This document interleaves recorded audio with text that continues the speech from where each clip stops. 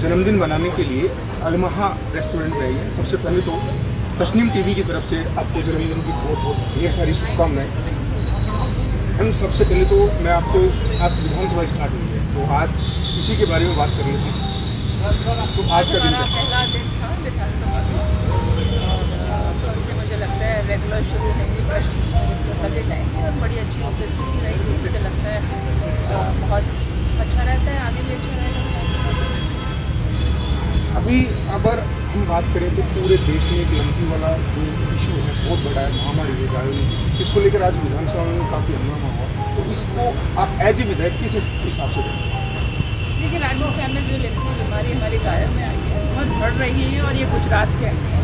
और खेत की बात यह है कि गुजरात में भारतीय जनता पार्टी की सरकार है, केंद्र में सरकार है, लेकिन इतनी बड़ी महामारी आने के बावजूद उन्होंने इसे राष्ट्रीय आपदा घोषित नहीं किया है। और जिन गौ माता के नाम से बीजेपी सरकार बनाती है, वोट इकट्ठे करती है, वही गौ माता का ध्यान नहीं रख रहे हैं बल्कि चीते लेकर आते हैं। तो इससे क्या साबित होता है कि हाथी के दांत खाने के और होते हैं और दिखाने के और होते हैं। वरना इनकी थोड़ी भी चिंता इनको गायों की होती तो वो इनके इलाज के बारे में इन्हें राष्ट्रीय आपदा घोषित करते ताकि हम ये गायों को मरने से बचा सकें। राजस्थान में हमारे मुख्यमंत्री जी ने काफ़ी काम भी किया है, सब जगह दवाइयाँ भी उपलब्ध हैं। एमएलए कोटे में 10 लाख रुपए आप उसमें दे सकते हो इस बीमारी को रोकने के लिए, जबकि जो हमारे सांसद हैं वो अपनी सांसद निधि से इस बीमारी को रोकने के लिए कोई कोटा नहीं दे सकते। ये बड़ी खेद की बात है कि केंद्र में बैठी सरकार बिल्कुल संवेदनशील नहीं है और लोगों की भावनाओं को नहीं समझ रही है। बस उन्हें सत्ता पाना है, फूट डालो राज करो की नीति अपनाती है और गायों के नाम पे इस तरह का कारनामे जो उन्होंने करे हैं, जो बिल्कुल सुनने को तैयार नहीं है मोदी जी, मुझे लगता है पूरे देश के लिए बहुत ही खेद की बात है। एक पार्टी जो गाय के नाम पे वोट लेके सत्ता में आती है और जब ऐसी महामारी उसी गाय में आती है तो अपने आप को उससे दूर भागती है, तो कांग्रेस पार्टी इस चीज़ को किस नज़र से देखती है? देखिए, हम तो कह ही रहे हैं कि ये लोग सिर्फ बातें करते हैं, ज़मीन में इनका काम कहीं नहीं है। अगर आप पूछें कि प्रधानमंत्री मोदी जी ने देश के लिए क्या काम किया, तो उन्होंने गरीबों की जेबें खाली कर दी है। महंगाई इतनी ऊपर बढ़ गई है कि नीचे आने का नाम नहीं ले रही है। बेरोजगारी इतनी बढ़ गई है और जो कहते हैं 2 करोड़ नौकरियां देंगे, बल्कि 5 करोड़ लोगों की नौकरियां छीन गई है। मतलब ये बोलते कुछ है और करते कुछ है, तो इनसे तो किसी उम्मीद मुझे लगता नहीं जनता करेगी। और इन्होंने तो जनता को बहुत बड़ा धोखा दिया है, झूठे सपने दिखा के इन्होंने आज की तारीख में जनता की पीठ पे छुरा मारा है।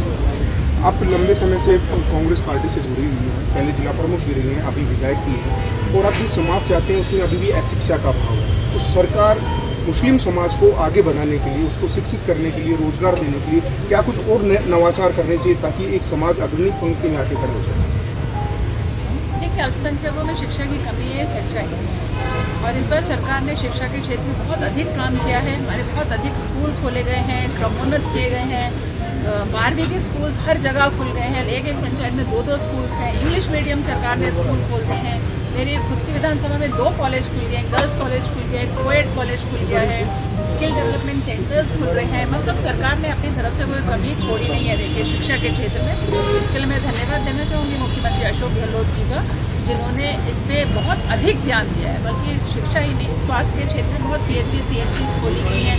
एक अच्छा इंफ्रास्ट्रक्चर डेवलप हुआ है। इसमें स्वास्थ्य विभाग में भी भर्ती हुई है। हमारी भी बच्चियाँ जिन्होंने कोर्सेज किए हुए थे, ANM वगैरह लगी हैं। तो ऐसा नहीं है, धीरे धीरे अल्पसंख्यक विभाग समाज जो है आगे आ रहा है, शिक्षा के क्षेत्र में भी आ रहा है। इस बार हमारे बहुत से बच्चों ने नीट क्लियर किया है, बच्चियों ने किया है। तो हम ये नहीं कह सकते कि अब मुझे लगता है आने वाले 10 सालों में हम काफ़ी आगे निकल जाएंगे, बल्कि मुख्य धारा जो बाकी समाज है उनके साथ हम जुड़ जाएंगे। देखिए, कोई भी राजनेता होता है उसका मुख्य काम होता है कि अपने जो लोग हैं, जनता है, उनकी टच में रहे। तो जब आप एक जिला प्रमुख थे उसमें ज़्यादा सेवा कर पाते थे कि आज विधायक पर ज़्यादा कर पाते? देखिए, जब जिला प्रमुख होता है वो पंचायती संस्थानों का अध्यक्ष होता है जिले, वो एक अलग पैरेलल सिस्टम है।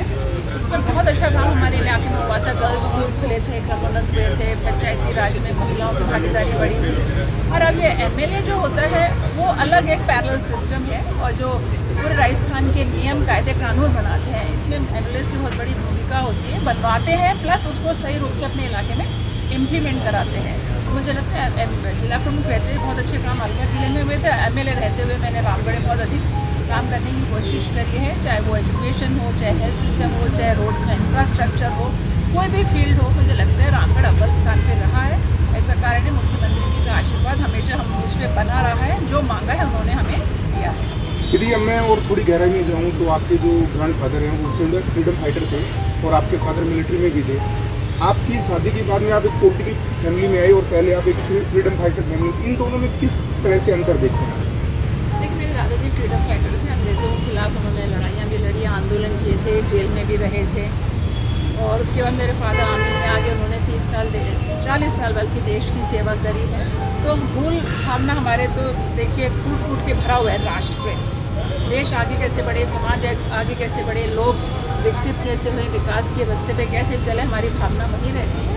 मैं शादी एक पॉलिटिकल फैमिली में हुई, एक विधायक से हुई थी। तो मुझे लगता है हम फौजियों के बच्चे जो होते हैं, हम हरफन मौला होते हैं, हम हर सब जगह एडजस्ट हो जाते हैं। हम लोगों का इतना एक्सपोजर होता है कि हम लोगों को एडजस्ट करने में प्रॉब्लम हुए नहीं आती है। मुझे अच्छा लगा कि ऐसी फैमिली में शादी हुई, एक मौका मुझे भी लोगों की सेवा करने में मिला और अच्छा रहा।